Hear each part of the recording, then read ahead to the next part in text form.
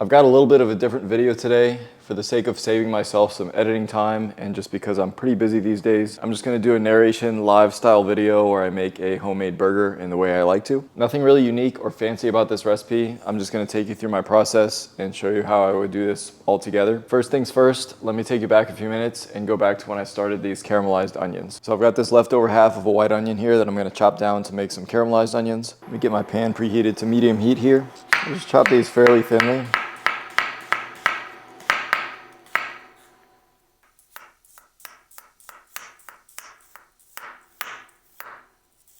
A little bit of oil first, get these onions in. I'm doing this step first because it takes the longest while I prep everything else. Give these a pinch of salt to draw out some moisture and flavor them. All right, I'm gonna go set these on the stove behind me to continue cooking while I prep everything else. I just need to come by and stir these every 5 minutes or so just so they're not sticking and burning. And I'm gonna be using one of these preformed patties. I have a bunch of these in my freezer. I sometimes work for a meat dealer and make videos for them, so they give me meat like this and I have to use it. Otherwise, I've ground up brisket and or short rib or chuck to make my own beef patties. Any kind of store-bought ground beef works as well. But before I start the burger, I'm gonna start by toasting my buns. It's kind of a controversial step. I just like getting that out of the way so that when the burger is done, I can eat it pretty much immediately. I feel like a warm burger is more important than a warm bun in my opinion. I love these brioche buns that I buy from Walmart. These work perfectly for me. They taste infinitely better than just like the regular store-bought bagged buns. I had a little bit of butter that I took out to soften a while ago, so I'm just gonna spread that on the buns. Of course, you should know that toasting your buns is one of the most vital steps to making a good burger. I'm gonna give those a few minutes here. Just press those to make sure they're getting full contact on the pan. All right, those look perfectly toasted. I'm gonna set those aside, but I need to do that on one of these wire racks so that they don't get moisture underneath them and get soggy. All right, now onto the burger. And this is just 1/3 pound sirloin patty. Usually my preference for a homemade burger is a smash burger instead of one of these thick burgers, but this is still gonna taste amazing, so I'm not worried. I like to press a little divot into the middle with my thumb just to make sure it doesn't balloon up. Just a little bit of oil to get me started. I actually want to keep this on a medium-low heat, so that sear is a little bit too strong for me. Because this burger is so thick, it's going to take a while to cook all the way through inside, so I don't want to burn the outside. Now that it's in, I'm going to season the top side of it, and we'll season the other side after we flip. Just salt and pepper will do. All right, quickly in the meantime, I'm just going to prep my accoutrement, which starts with lettuce and tomato. I just need a couple of nice slices of tomato. You get to the inside here.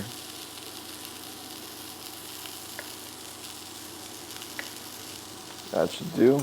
And then I buy butter lettuce like this because, I don't know, it just tastes a little better. Just break a couple of leaves off and I'm gonna get those rinsed.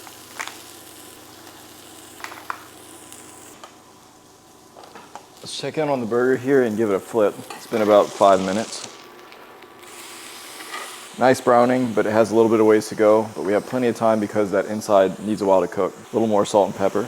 Also, no burger is complete without a nice burger sauce, so I'm gonna whip one of those up. I have some of these smallish pickles here that I'm gonna use. Use half of this to make the burger sauce and the other half on the burger. So I'll cut that in about half. One half, I'm gonna make these small slices in it. I'll make some matchstick cuts, sort of. And I'll just dice this up small. It's gonna give it that Big Mac vibe because they have little chopped pickles or relish or whatever inside. The other half, I'm just gonna cut off these little coins to top the burger with. Wonderful. All right, the sauce is simple. It starts with 2 parts of mayo, which I love Kewpie mayo. I'm gonna add about 1 part each of ketchup and mustard. You could use any mustard. I just have some yellow mustard. I usually use Dijon if I have it.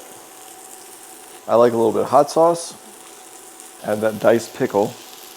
And my secret ingredient is some of this spicy chili crisp. This goes good on literally anything, so add it here. Just a little spoon of that. Mix that together. Can't forget a little bit of salt and pepper. That chili crisp gives it a really nice orangey golden color. All right, let's flip our burger once again. Looking beautiful, just still needs to cook on the inside. While I'm waiting, I can just cut up one of these avocados because I love avocado on a burger. That's a thick seed. Just run my knife down it to make some slices. And that's ready for us when we're ready to make the burger. All right, let me get an idea of where this burger is temping at. So into the deepest part, it's 135. That's pretty good for us now, so I'm gonna cut the heat. First gonna give it a little bit more butter because I have some softened butter and I love the taste of it with beef. Don't judge this until you try it. When it's finishing up is when I'm gonna add my cheese. I like American cheese on my burgers, but I have some Swiss cheese here, which is also a favorite. I'm gonna add 2 slices. There's no more heat in the bottom of the pan, but there's still residual heat, so I'm gonna cover it. It's gonna help the cheese melt. All right, after a few minutes, the cheese is beautifully melted and this burger is ready. I'm gonna set him to the side. Just have one final component to make for this burger. You get some butter into this fat. It's gonna be a fried egg. This is my favorite burger topping. I'm also gonna air fry some of these Arby's curly fries because they're amazing. Don't make that face, these are good. This just needs a little bit of salt, and then I'm gonna cover it so the white on top can cook as well.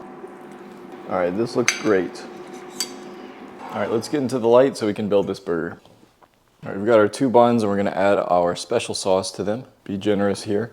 I like to add my lettuce and tomato on the bottom. Some people think differently, but that's okay. You can do this however you like. Beautiful tomato slices. Always hit your tomato with a little salt and pepper to bring the flavor out.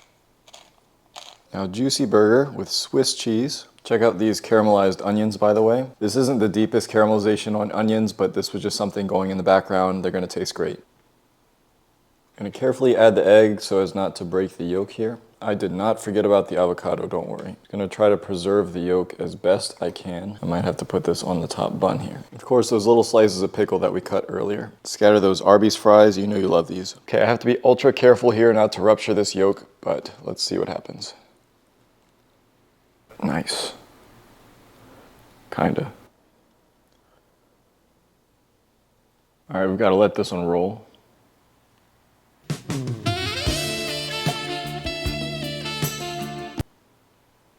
Let's get a cross section here.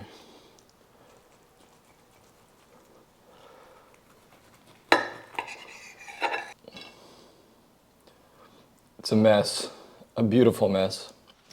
First off, let me know your thoughts on this type of video. I know it's not my standard. I've done similar stuff like it in the past, most recently with like my chantilly cake, which actually had a lot of views, but I don't know if this format is super enjoyable, so I'd like some feedback. This thing is already falling apart, but I've made several burgers like this before. I mean, avocado and fried egg are undefeated on top of a burger. It's just really easy to whip something like this up. You don't have to do the caramelized onions, and this will be done in like 30 minutes or less. But this is cold enough. Let me dig in.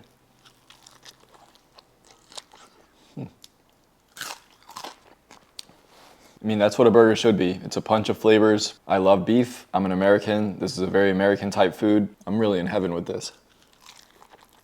I mean, this is simple and effective. Anybody that can cook pretty much already knows how to make a burger, but hopefully walking you through my process step by step can be helpful. I don't really like to multitask in the kitchen, especially when I'm filming, but something like this is easy to throw together in the time it takes to cook the beef patty. Again, I think I prefer smash burgers, but really nothing beats a good thick burger if you do it right. But I hope you enjoyed this less produced version of one of my videos. Not that my regular videos are super edited and go all out and they're processed well, but this is what I would call a lazy video even by my standards. But that's gonna do it for me today. Thank you all for watching. Be blessed, and I'll see you next time.